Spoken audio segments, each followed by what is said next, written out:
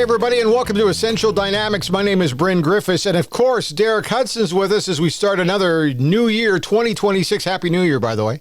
Hey, this is amazing, 2026. Can you believe this? It's only episode 127. Isn't that great? It's amazing.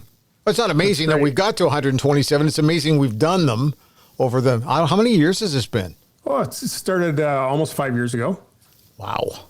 So what do we do? How do we break into a new year? Like, what do you want to do today on this particular episode?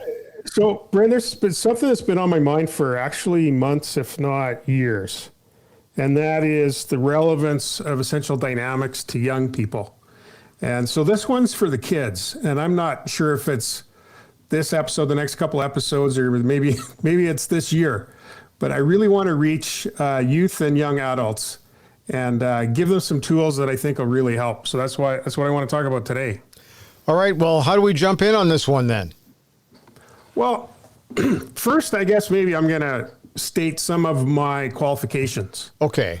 For having this conversation. You know, like my track record on essential dynamics is established. You can check out my stuff, the wiki, and 126 podcast episodes. But it's really interesting that I have been working with young people since I was a young person.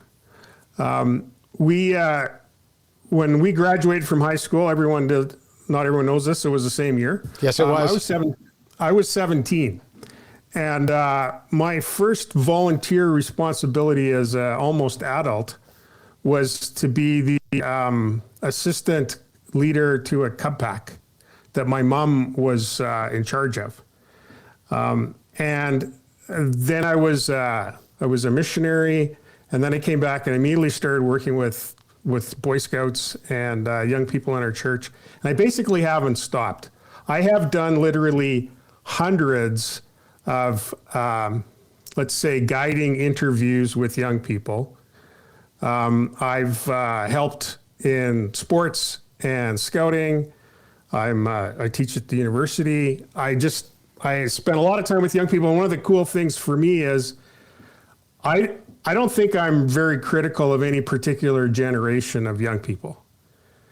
It's actually not that easy to be 18 or 22. And I think sometimes they get a tough, they're tough judges by people older than them who don't know what it's like to be 20 years old in 2026. Right. And I think I'm sympathetic to that. I'm young at heart, raised 4 kids, got 7 grandchildren now. I think I'm, as cool as you can be as a dad and a grandpa without trying to be cool, because a lot of times that's not your job. You can't force it. You cannot force that. No, you can't. You can't. But anyway, I love young people. And why do I love young people? I love young people for who they are and for their potential. And so Essential Dynamics is really about how do we realize potential, not just as individuals, but working together in organizations, groups of people. And so I think there's a ton of stuff that Essential Dynamics can help young people with. And I also think that young people might be the best audience I have for Essential Dynamics because they're not messed up yet. Yeah, okay. So, so like I said, you got to start somewhere, right? Yeah. So here's what, I think the reason that we keep coming back to Essential Dynamics and when I'm thinking about young people is that you're going to learn this stuff either the easy way or the hard way. And there's stuff that just isn't taught in school. We learn the subjects, but we don't learn how to put it together. And we certainly don't learn how to put it together in life. And then you go get a job and they want you to do your very specific job, and they don't teach you how it all fits because actually nobody knows. So most adults, they kind of live the patterns, but they can't explain them.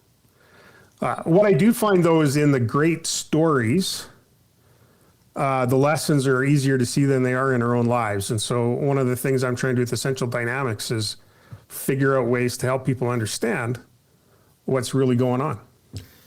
When you say great stories, what are you talking about here? Well, I'm talking about literature, history, popular culture, movies, novels, the hero's journey. There's lessons in those that somehow you can graduate from university and never be exposed to, unless you're in literature, and then you think it's about literature, and you don't appreciate that it's actually about the job you're going to take at the bank. Right. The other one, too, for me is the aha moment when you are able to take what you were taught, maybe in high school, and actually be able to apply it. The execution for me comes at different ages, I think, for different people. But I always love it. And it's still happening to me now in my 60s where I go, why am I figuring this out today? Like, where have I been the last 45 years? That kind of thing. I just think everybody gets to their destination at a different point in time. And it's all stuff you learned earlier that you wish you had applied earlier. Well, another way that I like to look about it is that we're talking about the simplicity on the other side of complexity. So we learn stuff as a kid and everything it's kind of dumbed down. It's simple. If you are nice to people, they will be nice to you. If you work hard, you will do okay. And Canada is a great country to live in. And you start with that stuff, and that's simplicity. And the problem with simplicity is it only works kind of in the classroom, around the kitchen table, and it doesn't survive very well when you get into the outside world. And so when we bump into complexity, all kinds of stuff happens, and we find out that life is messier and harder. People are kind of annoying sometimes. You can do all the right stuff and not get ahead. And all this stuff kind of piles on, and you get into this mess of complexity, and you can get overwhelmed. You can get cynical. You can kind of feel like giving up.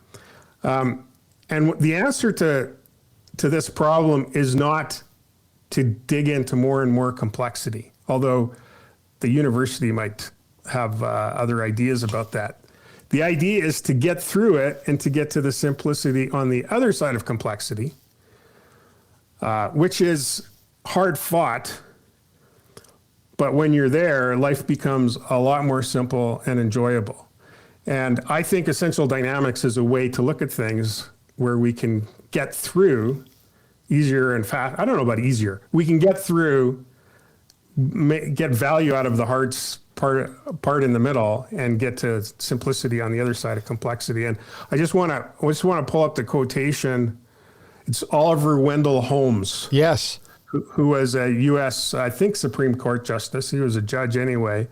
And he's quoted as saying, "I would not give a fig for the simplicity on this side of complexity, but I would give my life for the simplicity on the other side of complexity." Wow. And so that's what I want to kind of explore today. Okay. I do have to say the one thing too, and as you and I know, I don't tell a lot of people, but having gone through a cancer battle the last 6 years, the one thing I've learned in the last 6 years, and I'm in my 60s, is to focus better and to make things simpler, simplify, right? Those are my two key words now as I move forward through the older part of my years, okay? The other thing I've learned is that there's internal and there's external forces. I put a lot of pressure on myself. That's internal. However, a lot of what I do or what I go through is determined by the external forces. There's a lot of things coming together here, Derek. Oh, yeah. And it's overwhelming.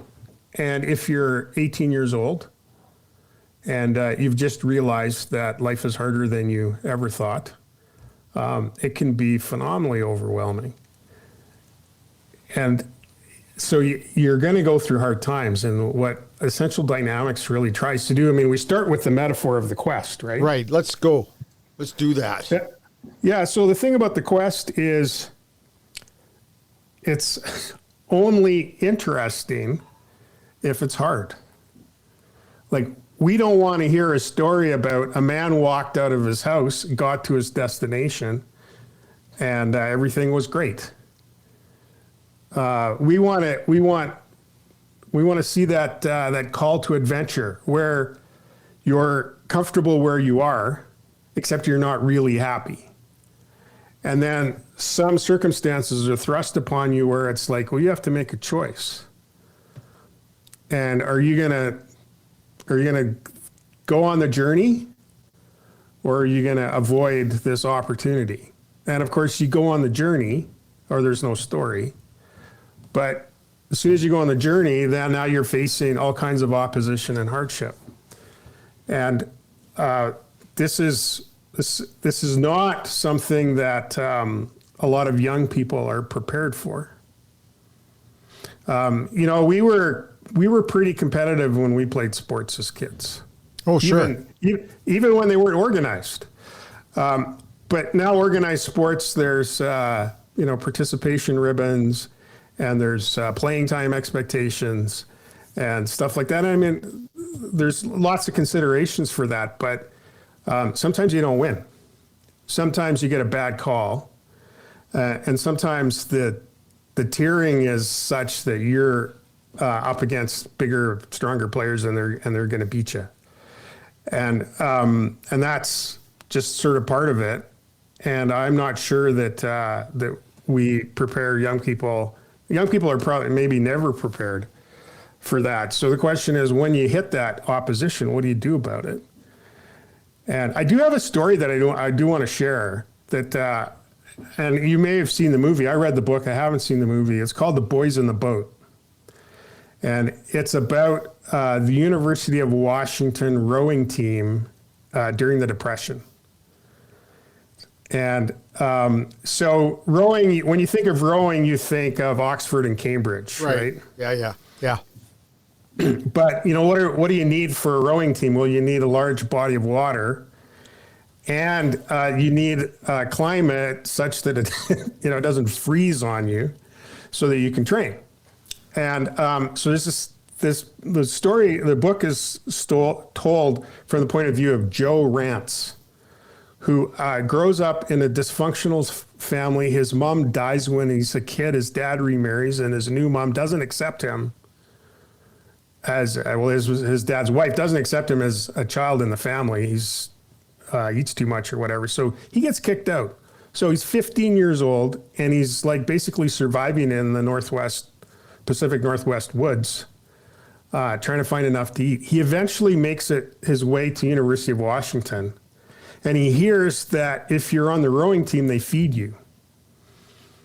And they have team accommodations. And so he gets through university by working part-time and taking advantage of the fact that if you're on the rowing team, your costs are subsidized. And so he joins the rowing team. Now, he's in the eights. And the thing about that is it's a physically demanding sport. Like, every muscle of your body, highly aerobic. All it is pain. You don't even see the direction that you're going, right? You just look at the coxswain, he steers and yells at you, and you just endure pain. And he finds out that he's good at this. And University of Washington is very well coached, and they have a great boat maker, and they are very competitive. And so he eventually puts together a pretty impressive career at the University of Washington. But they always come from behind, and they're beating bigger, better, more funded schools. It's a fantastic story, and I can't do it justice. But the really cool thing happens is the timing works just right, that they win the national championship, which means they're the U.S. team going to the Berlin Olympics. And they end up in the final match next to the German team. And the officials have rigged it so that the German team has the inside track, which is shorter, cleaner water, and they're on the outside with the waves. And anyway, they are neck and neck. And Joe Rance this team has finally figured out how to row together. In fact, one of the guys on the team is sick, but they won't put a sub in because this is the team that's gelled and they can't risk it. And so he doesn't even know where he is, but they stick him in the boat.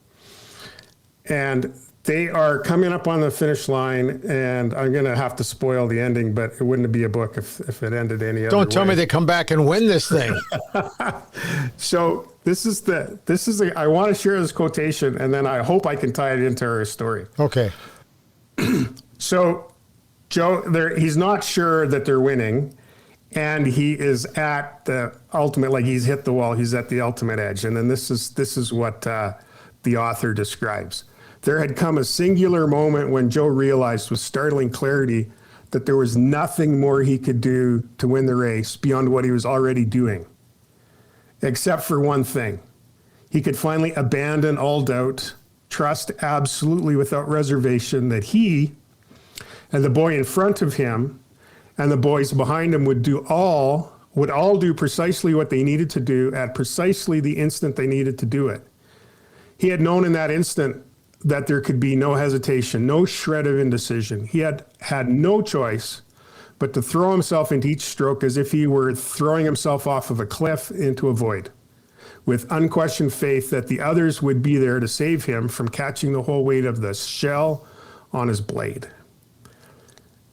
And when he did that, and his teammates all did that, they had just enough to get past the Germans, unexpectedly win the gold medal in eights rowing in the 1936 Olympics. That is a way of describing the simplicity on the other side of complexity. You cannot tell he's probably 20 when he started university. You can't tell that kid, all you have to do is row with your team in unison and you'll win. You have to go through it all to get there. But when you get there, it's actually very simple. And so what I'm trying to do with Essential Dynamics is I'm not trying to take the work out, but Joe is well coached. It's very important. Very important. Yep. But they had to accept the system and step into the system and be one with their teammates. And that's, I think, an inadequate way of describing what the simplicity is on the other side. And we can't give it to you, but we can help you get there. You know, the moment you started going down this road with this particular story, the one thing I thought of, you talked about how this one particular person got his life together, gets in a boat with 7 others. And you come to realize that I can do the very best that I can do, but I have to be in sync with 7 other people, right? And if there's one thing, I love being involved with teams. It's fun, but man, oh man, there's something sweet about being able to pull everybody together for that one ideal goal, right? Yeah. So the rowers call it swing. I talk about flow. And so let's bridge a little bit here and say, okay, so why would I want to talk to young people about stuff like this? Because there are so many stories in this book about when the team didn't have flow. And it only takes one guy to leave his paddle in his oar in the water a split second too long, and it just pulls the boat off. Right? Drag. Yep. And so there's all kinds of ways to mess up. And when they get flow, it's not like they're not working hard. They're working at their limit, but it's all of the energy is concentrated on where they need to go. And so as a young person, it's so easy to expend your energy inefficiently in the wrong direction, with wasted time, addictions, inactivity and sloth, all those things. Like, there's all different ways to not have flow in your life. And maybe there's only one way to have flow. And it's not the same for every person, not the same for every time in your life. But when you figure out what's moving you forward and what's holding you back, you have access to something that you can't appreciate till you get there. So often you hear that, right? You hear that from, well, I'll say Stanley Cup champions. They go, you know what? Just can't believe that we were able to put it all together and get it done. And, you know, you always imagine hoisting that cup or that mug or hanging onto that gold medal. But man, oh man, to get there is not easy. But when you get there and you look at your teammates, it's an amazing thing. Oh, it's a great feeling. And it happens in all kinds of ways. So as a young person, I'm going to pull us back now because we're getting on time here. Why essential dynamics, and then why this, you know, search for flow and simplicity, and that's really because we have the opportunity to make all kinds of different choices, and we don't get taught about how to make those choices. We get taught about math and English and social, and there's some nuggets in there, but we're not taught how to pull it together. Where essential dynamics says it's normal to face opposition. It's supposed to be hard. Let's get really clear on the purpose. And guess what? When you're really struggling on the purpose, that's okay, because as we've discovered, there's actually competing purposes. And when you can get clear on that, like, for example, let's just go, as a university student, you're supposed to use this time to become a human, a social human, you know, perhaps even to find a life partner and get set up to establish a family. That's really productive for society. And you have to go to class. And if you just go to be social, you might not end up with all the tools you need to be able to be successful in life. But if you hit the books all the time and aren't social, you might wake up and find in some years in the future that you need to go back and pick up some skills to have the real life. Can all of this work for a guy who's working at an auto center as well, not just going to university? I mean, I know it's all very different, but at the end of the day, we're all kind of going in the same direction, aren't we? It's not, you know, it's not different. Like, so that purpose is, you know, I mean, you could say it in a couple of ways, but one is to be yourself, and the other is to contribute to society. And sometimes you have a job that contributes to society that isn't really who you are. Right. Yeah. And maybe that's okay, because you've come to that fact. Like, I used this example in an episode probably years ago. The new Canadian who brings their family to Canada with credentials that aren't recognized anymore, and they take a job that's way beneath their qualifications so that their kids can graduate from high school and have opportunity here in Canada. There's a purpose there that's so strong it makes it all worth it. And so as a young person, you need to find that purpose. And then you have to be real about what's propelling us forward, the drivers, and what's holding us back, the constraints on the path. And they only make sense if you understand the purpose. And then, you know, Essential Dynamics talks about how we relate with people. And those are the things that causes problems in our life, is how we stay true to ourselves and relate to other people, how we deal with opposition, and how we decide where to point our time and attention and energy and effort in our life.